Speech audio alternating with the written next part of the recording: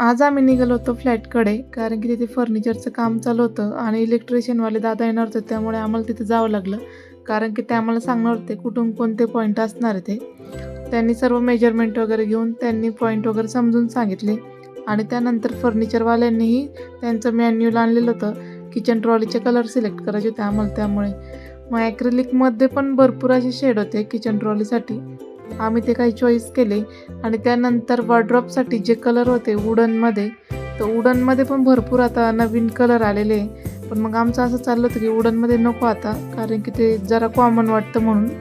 पण मग त्या दादांचं असं म्हणणं होतं की फर्निचरवाल्या दादांचं असं म्हणणं होतं की वुडनमध्ये तुम्ही किती पण कसं पण यूज केलं तर त्याचा कलर वगैरे जास्त काही हे होत नाही, धूळ वगैरे बसली तरी काही होत नाही त्याला.